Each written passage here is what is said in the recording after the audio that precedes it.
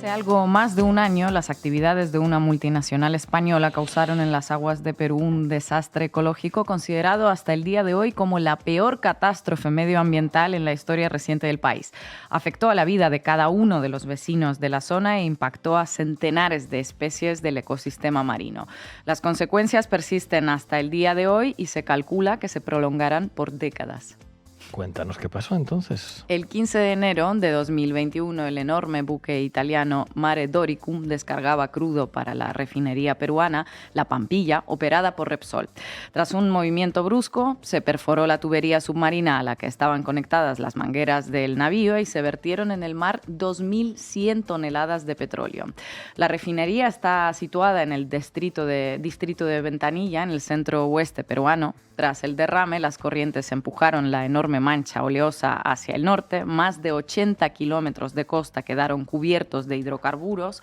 1,5 millar de hectáreas de zona terrestre y marítima quedaron afectadas, incluidas 500 hectáreas de áreas naturales protegidas en la zona reservada de Ancón. Para que un derrame sea clasificado como de extrema gravedad, se necesitan verter en las aguas al menos 700 toneladas. En el caso de Perú y la refinería operada por Repsol, estamos hablando del triple. La catástrofe impactó sobre muchas de las especies marinas, desde el plancton hasta los peces, moluscos, crustáceos, pájaros, y además cambió para siempre la vida de más de 15.000 personas, principalmente pescadores artesanales, aunque también comerciantes, fileteadores de peces, etcétera, que perdieron sus fuentes de ingresos. La economía de toda esta zona se construía sobre la pesca y el turismo. Desde hace un año las aguas están contaminadas y, según la ONU, las huellas del derrame seguirán ahí durante al menos 5 años más. Vamos a escuchar a un pescador local lo que contaba. Pescador se ha visto afectado en su pesca de día a día, ya que ellos trabajan al día a día y económicamente no perciben nada desde que se ha originado la contaminación. La Marina de Guerra ha emitido un comunicado de que los pescadores no pueden salir por 90 días, pero esto no tiene para 90 días, puede tener para 9 años o más. En fin, a día de hoy, según varios medios peruanos, los locales que funcionaban en la costa como restaurantes están abandonados y la playa es calificada como no apta para el baño. ¿Y cuál es la responsabilidad de Repsol en todo esto, Ina? Uno de los principales reclamos es que han empezado a limpiar tarde, limpiaron poco y mal. En un primer momento, la refinería informó que se habían vertido 7 galones de petróleo, o sea, menos de una quinta parte de un barril. Para que nos entendamos, el equivalente a los tristemente famosos hilillos de plastilina de Mariano Rajoy. 6 días más tarde subieron considerablemente la cifra hasta los 6.000 barriles. 2 semanas más tarde ya el Ministerio de Ambiente anunció que se trataba de 11.900 barriles de petróleo, es decir, tardaron semanas en darse cuenta de la cantidad exacta de hidrocarburos vertidos, cuando se supone que empresas tan grandes disponen de tecnología capaz de detectar fugas, de conocer su magnitud y de activar los mecanismos de emergencia necesarios para paliar las consecuencias, algo que no sucedió. Así hablaban manifestantes frente a la sede de Repsol.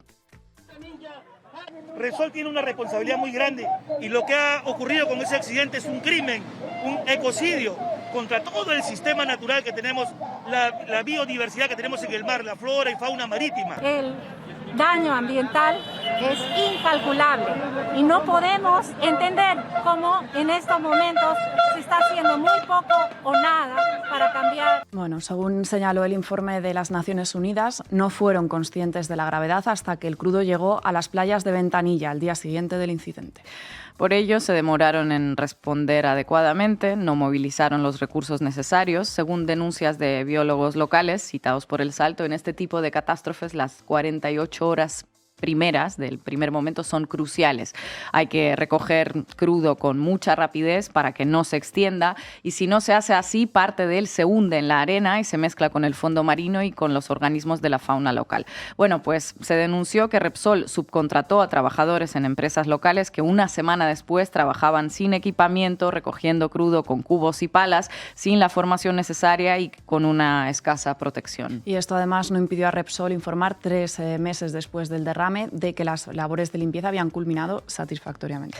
Pero bueno, según datos del Organismo de Evaluación y Fiscalización Ambiental, hay restos del petróleo en al menos 71 puntos de la costa central peruana. Ha habido protestas, se han abierto varios casos, se le ha impuesto multas a la multinacional, pero las compensaciones que se le han pagado a los damnificados están muy lejos de cubrir sus pérdidas y los enormes daños causados. Y es que ha habido poblaciones que han perdido su estilo de vida y su principal fuente de ingreso para muchos años. Muchos de ellos hasta el día de hoy están en una situación de absoluta incertidumbre y se vieron obligados a optar por una indemnización simbólica extrajudicial de la empresa por el miedo a enfrentarse con una corporación transnacional en procesos jurídicos que pueden tardar años en resolverse y que tampoco garantizan nada. Es decir, Repsol se aprovechó de la desesperación de la gente a la que básicamente jodió la vida. ¿Y qué casos se abrieron contra la petrolera, Ina?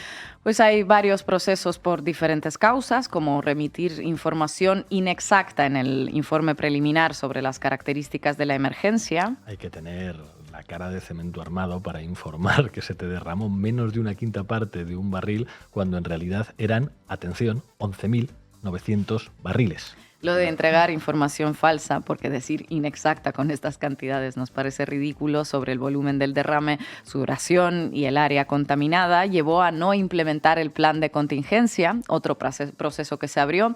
También el Servicio Forestal multó a la petrolera con 7 millones de soles, casi 1.700.000 euros al cambio actual, por la muerte de 1.852 especímenes de la fauna local. También se denunció que los tubos de metal en el fondo del mar que quedaron perforados sufrían una fuerte corrosión y el sistema encargado de bombear el petróleo hasta la refinería tenía defectos de fabricación. En fin, que crónica de una catástrofe anunciada, ¿no? Porque la sensación es que todo este desastre estaba destinado a suceder, ¿no? por toda una serie de negligencias. Pues sí, un poco. Numerosas organizaciones civiles están denunciando el impacto social y ambiental que generó el desastre. Advierten además que podría volver a ocurrir, puesto que la Constitución fujimorista de 1993 otorga privilegios a las multinacionales y el Estado tampoco parece muy empeñado en promover políticas de protección ambiental. Y todos estos países en los que operan multinacionales de los estados más desarrollados son los que después reciben lecciones de ecologismo de esos mismos estados que causan algunos de estos desastres. Un círculo vicioso que, al menos desde el punto de vista ético, es muy difícil de defender. Gracias, Ina.